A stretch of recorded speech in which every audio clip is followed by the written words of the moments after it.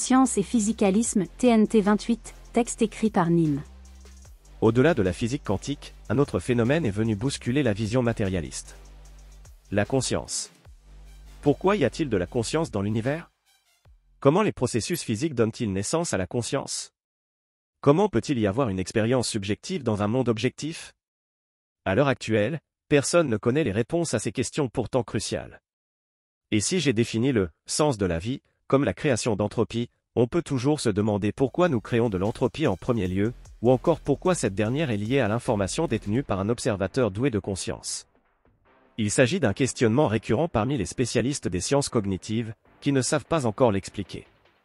C'est ce que David Chalmers appelle le « problème difficile » de la conscience, « the hard problem of consciousness ». Pour le résumer simplement, il y a les problèmes faciles, qui relèvent directement de fonctions nécessaires à la vie dont on arrive pleinement à concevoir l'intérêt et à observer l'activité cérébrale associée. Mais il y a ce phénomène qu'on n'arrive pas à expliquer, qui relève de l'expérience subjective. Cela dépasse donc la psychologie qui va étudier scientifiquement l'esprit, pour toucher à la phénoménologie, la manière dont les humains interprètent leurs expériences subjectives. Lorsque vous observez mon cerveau au scanner, vous pouvez voir l'activité cérébrale d'un état mental, mais vous ne pouvez pas ressentir l'expérience de cet état mental que je vis subjectivement, appelé qualia. Quel est ce phénomène si spécial et subjectif, ce fait de ressentir une expérience et d'être conscient que nous sommes en train de ressentir une expérience? C'est cela que David Chalmers nomme le problème difficile de la conscience. Est-ce que nous serons capables de l'expliquer pleinement par des phénomènes physiques? Est-ce une simple illusion? Est-ce une propriété fondamentale de l'univers qui serait d'abord esprit et non matière? Et, dans ce cas, est-il utopiste de penser qu'on pourrait un jour insuffler la conscience à une machine? Les différents points de vue sur la conscience. Il est possible de considérer deux points de vue sur la nature de la conscience, eux-mêmes subdivisibles, les monistes et les dualistes. 1. Les monistes, les matérialistes, ou plutôt les physicalistes, car ils ont fait évoluer leur vision du monde pour dépasser la simple matière et inclure tous les phénomènes physiques, pensent que la conscience est le résultat des lois de la physique. 1.A. Les fonctionnalistes sont largement majoritaires et pensent que ces phénomènes sont purement physiques, que la conscience est une propriété émergente et qu'on saura, dans un futur plus ou moins proche, expliquer ce qui est encore inexplicable aujourd'hui. On trouvera parmi ceux-là des gens comme Stanislas Dehaene. 1.B. Les illusionnistes, des matérialistes un peu particuliers, qui pensent que la conscience n'existe pas et qu'il ne demeure qu'une illusion de conscience. Par exemple, le psychologue britannique Max Wellman soutient que presque tout vient de l'inconscient et que la plupart de nos fonctions cognitives, sinon toutes, continueraient de fonctionner de la même façon si nous étions des zombies.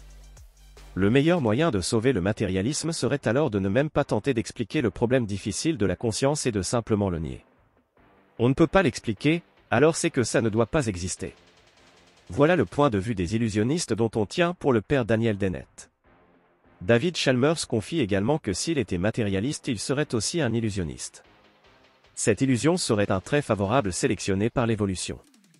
Mais cette dernière favorisant seulement notre capacité à interagir avec notre environnement, ne nous aurait pas doté des capacités nécessaires à comprendre ce qu'est ce phénomène de conscience qu'on pense ressentir. 2. Les dualistes pensent que les lois de la physique sont les résultats de la conscience et donnent donc le primat à l'esprit. Au sein de cette famille, on trouvera deux autres hypothèses. 2.A. Les panpsychistes, lesquels confèrent une conscience à tout élément et dont certains se défendent d'être dualistes. Ils établissent néanmoins une différence entre corps et esprit.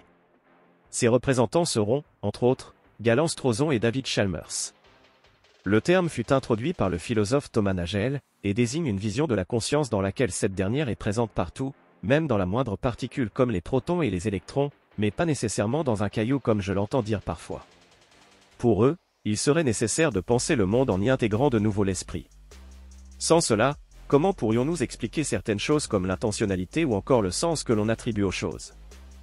Et cette intentionnalité, signe de conscience, se retrouverait dans les plus petites cellules comme dans la vidéo ci-dessous montrant un globule blanc chassant une bactérie. Les grandes avancées des sciences physiques et biologiques ont été rendues possibles en excluant l'esprit du monde physique. Cela a permis une compréhension quantitative de ce monde, exprimée par des lois physiques intemporelles et formulées mathématiquement. Mais à un moment donné, il sera nécessaire de repartir sur une compréhension plus globale qui inclut l'esprit. D'un côté, il y a l'espoir que tout peut être expliqué au niveau le plus élémentaire par les sciences physiques, étendues à la biologie. De l'autre côté, il y a des doutes quant à la possibilité d'accommoder la réalité de caractéristiques de notre monde telles que la conscience, l'intentionnalité, le sens, le but, la pensée et la valeur dans un univers constitué au niveau le plus élémentaire uniquement de faits physiques des faits, aussi sophistiqués soient-ils, du type révélé par les sciences physiques. Thomas Nagel, Mind and Cosmos. 2.b. Les idéalistes, lesquels tendent à penser que ce qu'on nomme « réalité » ne serait en fait qu'une représentation de la réalité générée par notre conscience et que la réalité nous est imperceptible. On trouve dans ce groupe Bernardo Kastrup et son idéalisme naturaliste qui se veut étayé et en accord avec les connaissances actuelles. Il demeure assez stimulant pour l'esprit, même s'il peine à me convaincre. Pour lui, les panpsychistes ne vont pas assez loin, la conscience n'est pas seulement dans une myriade d'éléments, elle est réellement partout.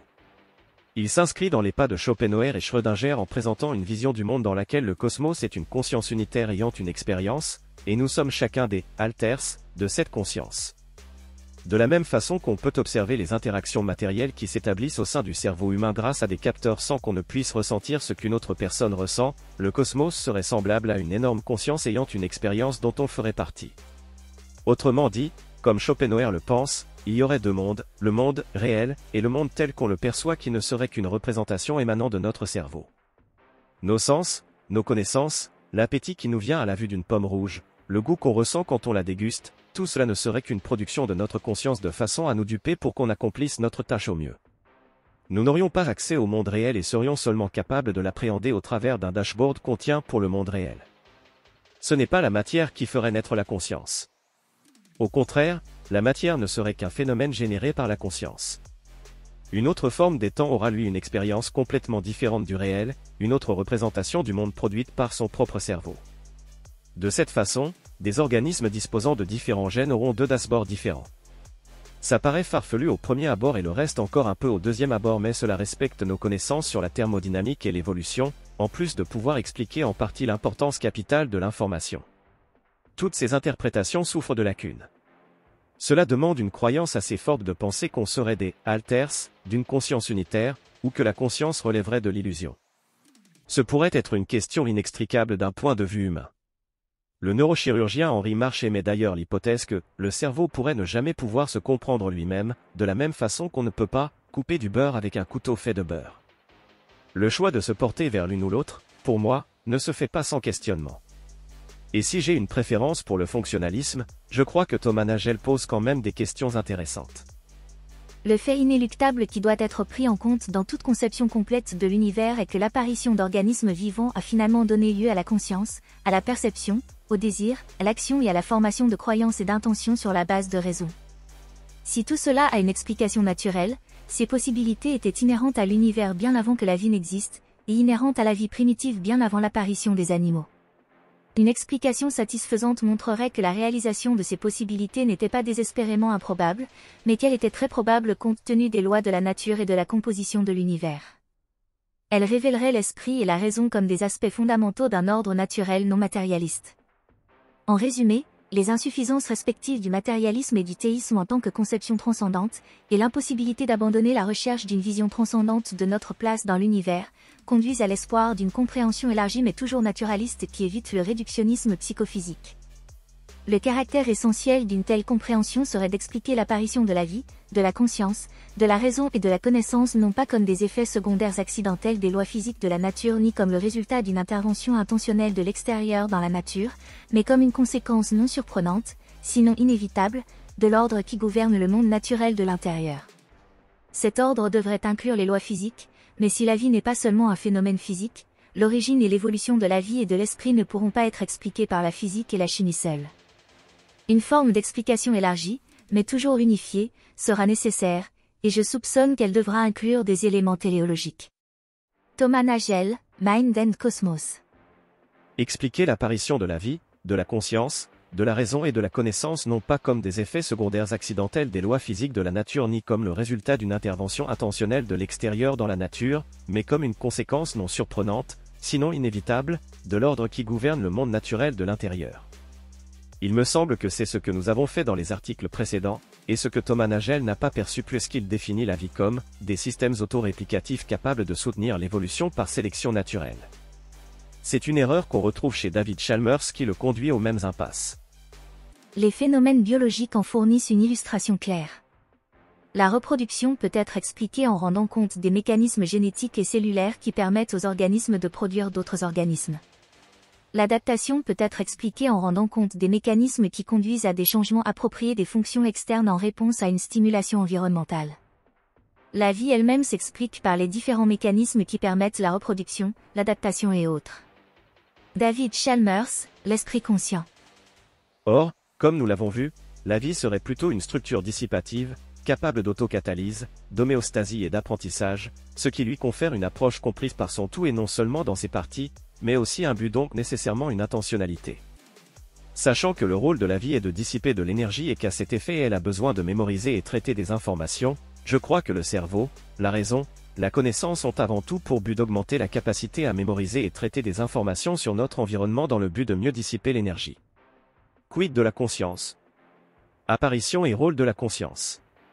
Reprenons le schéma illustrant l'apparition des différentes structures dissipatives et tentons de comprendre à quel moment apparaît la conscience d'un point de vue fonctionnaliste, c'est-à-dire dans le but de remplir des tâches et guider le comportement. Il est assez simple de placer ici l'apparition de la vie à partir des cycles autocatalytiques et des gènes. De la même façon, la raison apparaît avec le cerveau et l'homme. Pour ce qui est de la connaissance, cela devient déjà plus délicat. La connaissance est la clé de la négantropie.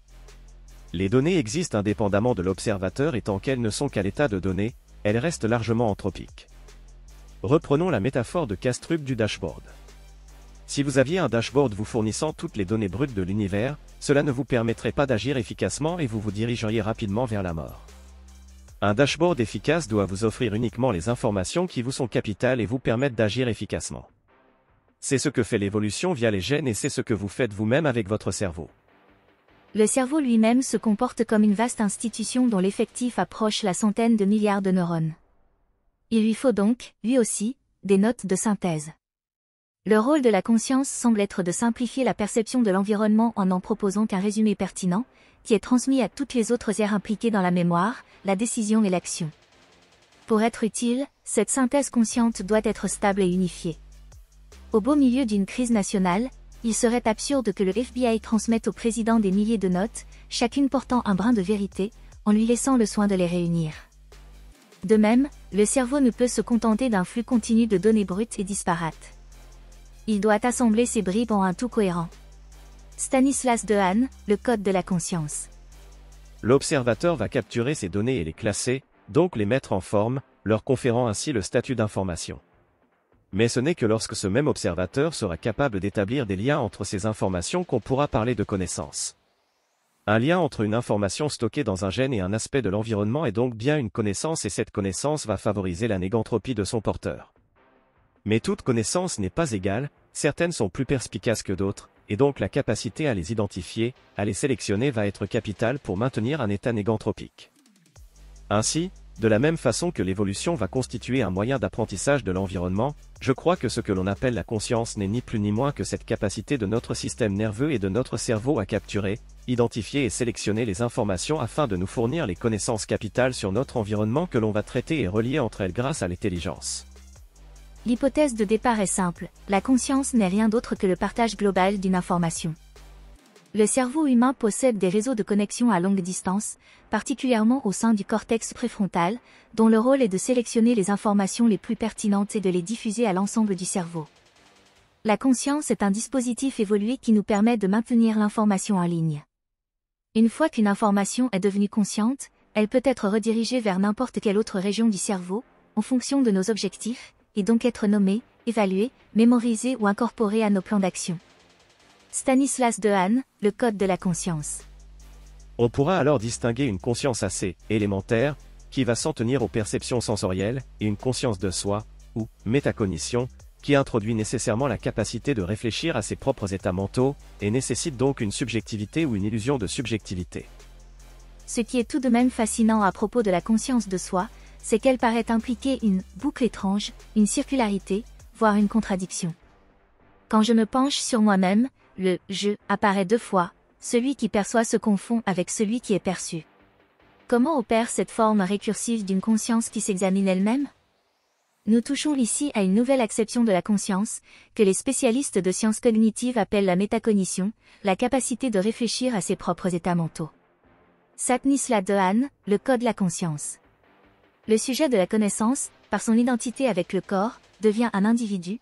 Dès lors, ce corps lui est donné de deux façons toutes différentes, d'une part comme représentation dans la connaissance phénoménale, comme objet parmi d'autres objets et comme soumis à leurs lois, et d'autre part, en même temps, comme ce principe immédiatement connu de chacun, que désigne le mot volonté. Arthur Schopenhauer, le monde comme volonté et comme représentation. Tous les êtres sentients disposeront donc d'une conscience. Les problèmes faciles de la conscience ne relèveraient donc que des fonctions, des actions pures, et le problème difficile de la conscience serait lié au sens que l'on donne à ces actions, de façon subjective. La conscience serait alors intimement liée à l'apparition de la compréhension que nous sommes capables d'agir. Alors est-ce que la conscience naîtrait de notre sociabilité comme le laisse penser Nietzsche, ou est-ce que la société humaine acquiert une nouvelle forme de conscience collective à partir de la cité? Celle-là même qui va naître du cerveau global, généré par les consciences individuelles mesurant leur capacité d'action, et donc d'action collective se matérialisant dans des projets, comme le suggère Pierre Mann. La conscience n'est qu'un réseau de communication entre hommes, c'est en cette seule qualité qu'elle a été forcée de se développer, l'homme qui vivait solitaire, en bête de proie, aurait pu s'en passer. Nietzsche, le gai savoir. Un projet suppose que nous sommes capables d'agir et que notre action est capable de transformer notre situation ou les conditions de notre vie. Nous sommes capables d'agir. Capables d'agir, cela contient tout un monde. Les hommes ont toujours agi en quelque façon, mais ils n'ont pas toujours su qu'ils étaient capables d'agir. Au commencement, les hommes cueillent, pêchent, chassent, ils font même la guerre, qui est une sorte de chasse, mais ils agissent le moins possible. Ils laissent le plus d'espace possible aux dieux, et quant à eux, les hommes, ils s'entravent le plus possible par toutes sortes d'interdits, de rites, de contraintes sacrées. C'est pourquoi l'action humaine, l'action proprement humaine, apparaît d'abord comme crime, transgression. C'est précisément, selon Hegel, ce que donne à voir la tragédie grecque, l'action innocemment criminelle. La tragédie raconte ce qui ne peut pas être raconté, le passage de ce qui précède l'action à l'action proprement humaine. Elle raconte le passage à la cité, l'advenu de la cité. Car la cité rend capable d'agir, la cité est cette mise en ordre du monde humain qui rend possible et significative l'action. Pierre Mann, la métamorphose de la cité. Est-ce que le soleil a une conscience? Est-ce que la terre a une conscience? Est-ce qu'un prokaryote a une conscience? Est-ce qu'une société humaine a une conscience? Est-ce un phénomène réservé aux humains? Si oui, à quel moment apparaît-elle? Est-ce qu'aucun de ces éléments n'a de conscience et que les humains n'ont qu'une illusion de conscience? J'aurais beaucoup de peine à y répondre clairement, mais je ne crois pas que la conscience, en tant que capacité à éprouver des choses subjectivement, soit en chaque chose. Je n'imagine pas que le soleil ait une conscience, mais je commets peut-être là un excès d'anthropomorphisme, et il existe peut-être différents types de conscience. À tout le moins, on observe certaines similarités entre des processus touchant la conscience humaine, l'écosystème et les sociétés humaines qu'on pourrait rapprocher de l'intelligence. À un niveau d'abstraction suffisante, il est possible de définir l'intelligence comme le processus sous-tendant l'homéostasie et l'apprentissage d'un système qui conduit à la construction de l'information, donc l'augmentation de l'ordre et la réduction d'entropie locale.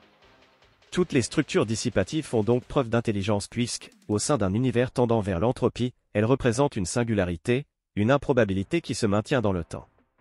C'est ce qui poussa James Lovelock, qui fête ses 102 ans cette année, à émettre dès 1970 ce qu'il appelle l'hypothèse Gaïa, postulant que la Terre fonctionne comme un organisme vivant doué d'un système de rétroaction. Hypothèse qu'il a affinée pendant 50 ans et qui s'en tient, à l'heure actuelle, seulement à une intuition soutenue par un faisceau d'indices. Mais alors est-ce que la conscience ne serait pas tout simplement ces systèmes de rétroaction? Embrasement, bifurcation et avalanche. François Rodier nous apprend qu'on trouve une propriété commune aux molécules et aux individus d'une société qui est la capacité de s'auto-organiser. Par exemple, les molécules d'eau s'organisent pour former des cristaux de glace en passant de l'état liquide à l'état solide. Est-ce que le processus d'auto-organisation des sociétés humaines aurait-il quelque relation avec les changements d'état de la matière? Les physiciens nomment ces changements d'état transition de phase. Ils distinguent les transitions de phase abruptes et les transitions de phase continue. Par exemple, l'apparition du brouillard dû à la condensation de l'eau dans l'atmosphère est une transition de phase abrupte. Il semblerait au contraire que les structures dissipatives s'auto-organisent à la manière des transitions de phase continue. La transformation de l'eau liquide en vapeur est une transition de phase continue qui s'observe à une température et une pression bien précises. Mais François Rodier nous fournit un autre exemple qui est le passage du ferromagnétisme au paramagnétisme. Le fer s'aimante au contact d'un aimant et se désaimante à une certaine température de 770 degrés Celsius appelée point critique et tout phénomène auto-organisé va tourner autour de ce point critique. Le fer passe de ferromagnétique à paramagnétique. Fort de cette connaissance, un chercheur allemand, nommé Ernst Ising, a développé un modèle de cette transition. Il a mis plusieurs particules de fer, les unes à côté des autres, se comportant comme de petits aimants élémentaires, appelés spins, présentant deux orientations possibles, haut ou bas. Au-delà du point critique et sans champ magnétique, les spins vont être constamment désordonnés et changer d'orientation rapidement de façon anarchique. Mais si on réduit la température, ils vont changer de position moins souvent et vont avoir tendance à s'aligner sur leurs voisins, ce qui permet d'observer ce qu'on appelle une avalanche qui voit les spins adopter la même position de proche en proche. On va trouver alors des zones homogènes dites domaines d'Ising, où toutes les particules ont la même orientation. Sans champ magnétique, on va trouver à peu près autant de domaines d'Ising dans une orientation que dans l'autre dont les spins de deux domaines opposés seront en compétition.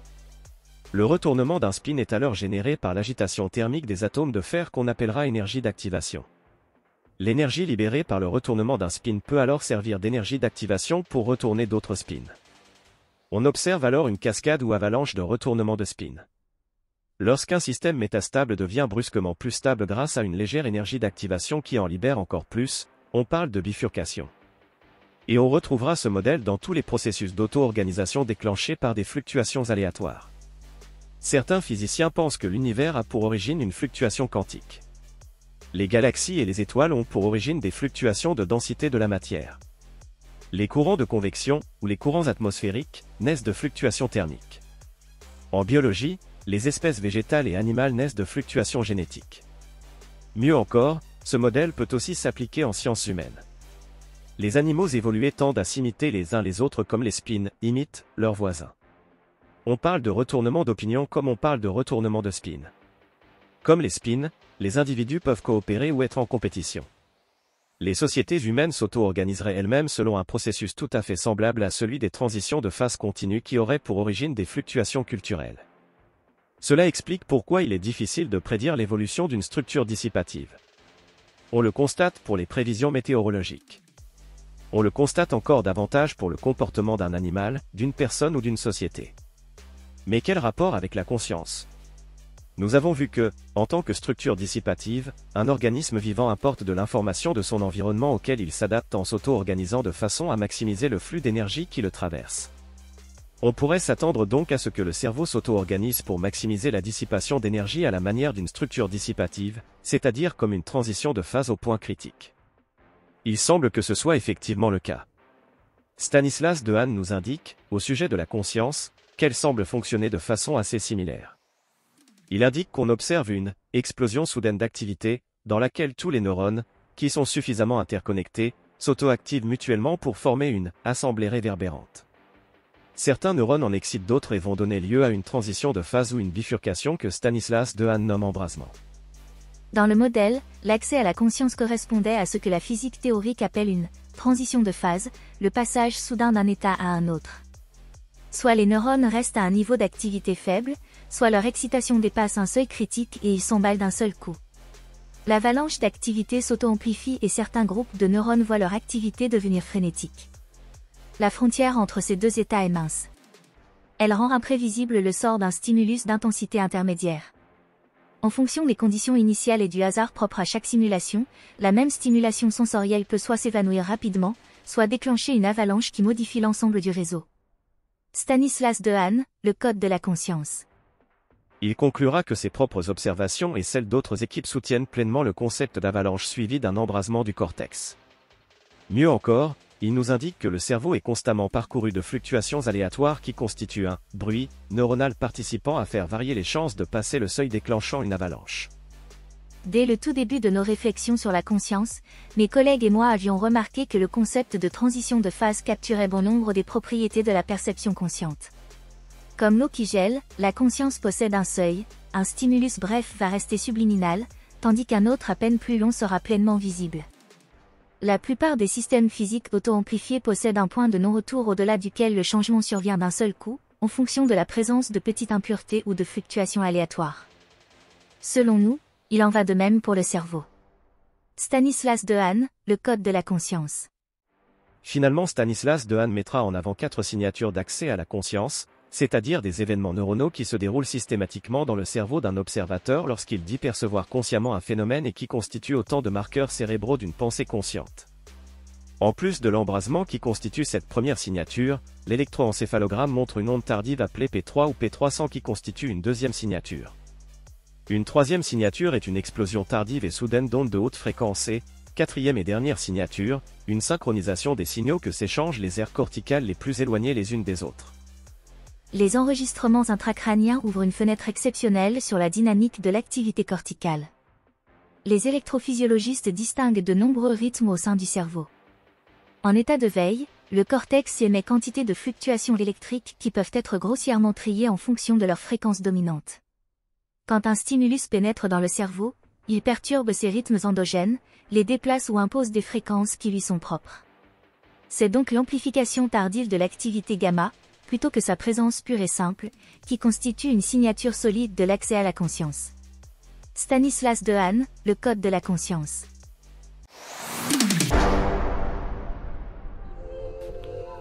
Cet audio vous a plu? Abonnez-vous à notre chaîne afin de recevoir tout notre contenu et soutenez-nous sur Tipeee, le lien est dans la description.